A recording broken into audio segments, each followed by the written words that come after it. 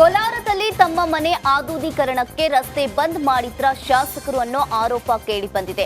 ಬಂಗಾರಪೇಟೆ ಕಾಂಗ್ರೆಸ್ ಶಾಸಕ ಎಸ್ಎನ್ ನಾರಾಯಣ ಸ್ವಾಮಿ ವಿರುದ್ಧ ಈ ಆರೋಪ ಕೇಳಿಬಂದಿದೆ. ಬಂಗಾರಪೇಟೆ ಪ್ರವಾಸಿ ಮಂದಿರ ಹಿಂಭಾಗದ ಮನೆ ಬಳಿ 15 ದಿನಗಳಿಂದ ಪೊಲೀಸ್ ಬ್ಯಾರಿಕೇಡ್ ಹಾಕಿ ರಸ್ತೆ ಬಂದ್ ಮಾಡಲಾಗಿದೆ. ಶಾಸಕರ ಈ ನಡೆಗೆ ಸಾರ್ವಜನಿಕರು ತೀವ್ರ ಆಕ್ರೋಶವನ್ನ ಹೊರಹಾಕಿದ್ದಾರೆ. ಮಜ್ಜಿಗೆ ನೀರಿನ ಪ್ಯಾಕೆಟ್ಗೆ ಜನರು ಮುಗಿಬಿದ್ದ ಘಟನೆ ಧಾರವಾಡ ಜಿಲ್ಲೆ ನವಲಗುಂದದಲ್ಲಿ ನಡೆಯಿತು. ಸಿಎಂ ಸಿದ್ದರಾಮಯ್ಯನವರ ಕಾರ್ಯಕ್ರಮದಲ್ಲಿ ಈ ಘಟನೆ ನಡೆದಿರೋದು.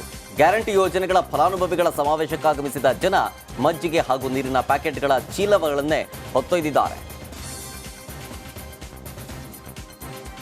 ಬಿಜೆಪಿಯಿಂದ ರಾಷ್ಟ್ರಪತಿ ಫೋಟೋವನ್ನ ರಾಜಕೀಯಕ್ಕೆ ಬಳಸಿಕೊಳ್ಳಲಾಗಿದೆ. ಚಳ್ಳಕೆರೆಯಲ್ಲಿ ಜಿಲ್ಲಾ ಮಟ್ಟದ ಪರಿಶಿಷ್ಟ ಪಂಗಡ ಸಮಾವೇಶದಲ್ಲಿ ಚಿತ್ರದುರ್ಗ ಜಿಲ್ಲಾ ಬಿಜೆಪಿ ಘಟಕ ಎಡಪಟ್ಟು ಮಾಡಿಕೊಂಡಿದೆ. ಇನ್ನು ಪಕ್ಷದ ಕಾರ್ಯಕ್ರಮದ ಬ್ಯಾನರ್ನಲ್ಲಿ ರಾಷ್ಟ್ರಪತಿ ಫೋಟೋವನ್ನ ಬಳಸಲಾಗಿದೆ.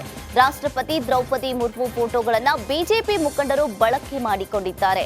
ಬಿಜೆಪಿ ನಾಯಕರ ಫೋಟೋ ಜೊತೆ ರಾಷ್ಟ್ರಪತಿ ಭಾವಚಿತ್ರವನ್ನ ಮುದ್ರಣ ಮಾಡಲಾಗಿದೆ. ರಾಜ್ಯ ಸರ್ಕಾರದ ವಿರುದ್ಧ ಶೋಭಾ ಕರಂದ್ಲಾಜೆ ಭವಿಷ್ಯವನ್ನ ನುಡಿದಿದ್ದಾರೆ. ಲೋಕಸಭಾ ಚುನಾವಣೆ ನಂತರ ರಾಜ್ಯದಲ್ಲಿ ಅಲ್ಲೋಲ ಕಲ್ಲೋಲ ಅಂತ ಹೇಳಿ ಕೇಂದ್ರ ಸಚಿವೆ ಶೋಭಾ ಕರಂದ್ಲಾಜೆ ಅವರು ಹೇಳಿದ್ರು. ಲೋಕಸಭಾ ಚುನಾವಣೆ ಬಳಿಕ ರಾಜ್ಯದಲ್ಲಿ ಏನು ಬೇಕಾದರೂ ಆಗ್ಬೋದು. ರಾಜ್ಯದಲ್ಲಿ ಅಷ್ಟೊಂದು ಗೊಂದಲದ ವಾತಾವರಣ ಇದೆ, ಅದನ್ನ ಊಹೆ ಕೂಡ ಮಾಡಲಾಗದು ಅಂತಂದ್ರು.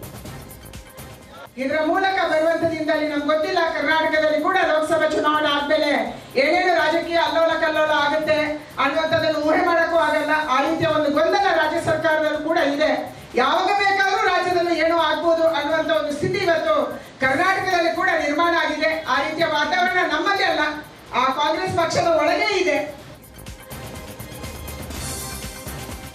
ರಾಷ್ಟ್ರ ರಾಜಧಾನಿ ದೆಹಲಿಯಲ್ಲಿ ಕಾಂಗ್ರೆಸ್ ಆಪ್ ಮೈತ್ರಿ ಮಾಡಿಕೊಂಡಿವೆ. ಪಂಜಾಬ್, ಹರಿಯಾಣ, ದೆಹಲಿ, ಗುಜರಾತ್ನಲ್ಲಿ ಸೀಟು ಹಂಚಿಕೆಯ ಬಗ್ಗೆ ಘೋಷಣೆಯನ್ನ ಮಾಡಿಕೊಂಡಿವೆ. ಇನ್ನು ದೆಹಲಿಯ 4 ಲೋಕಸಭಾ ಕ್ಷೇತ್ರದಲ್ಲಿ ಆಪ್ ಸ್ಪರ್ಧೆಯನ್ನ ಮಾಡಲಿದೆ. 3 ಕ್ಷೇತ್ರದಲ್ಲಿ ಕಾಂಗ್ರೆಸ್ ಅಭ್ಯರ್ಥಿಗಳು ಕಣಕ್ಕಿಳಿಯಲಿದ್ದಾರೆ.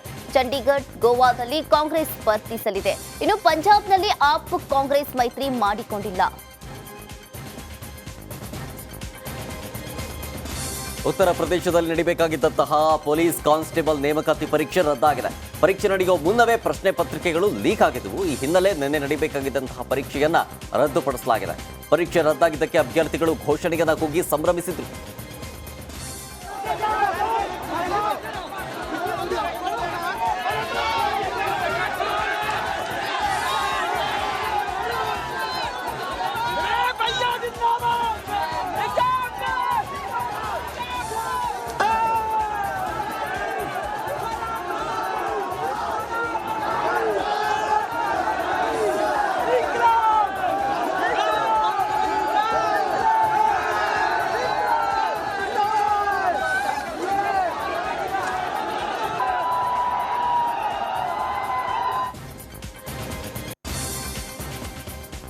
ಬೆಳಗಾವಿಯಲ್ಲಿ ಅಕ್ರಮ ಕಳ್ಬಟ್ಟಿ ಸಾರಾಯಿ ಅಡ್ಡೆ ಮೇಲೆ ಪೊಲೀಸರು ಮೆಗಾ ರೇಡ್ ಅನ್ನ ನಡೆಸಿದ್ದಾರೆ.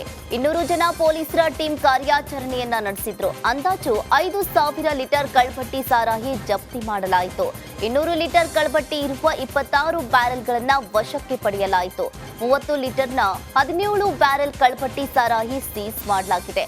ಇನ್ನು ಅಂದಾಜು 12 ಲಕ್ಷ ರೂಪಾಯಿ ಮೌಲ್ಯದ ಸಾರಾಯಿ ಜಪ್ತಿ ಮಾಡಲಾಗಿದೆ. ಕಾಕತಿ ಪೊಲೀಸ್ ಠಾಣೆಯಲ್ಲಿ ಈ ಪ್ರಕರಣ ದಾಖಲಾಗಿದೆ. ಈ ಮನ್ಯಾಗ ಮ್ಯಾಲ ಇದ್ರಿ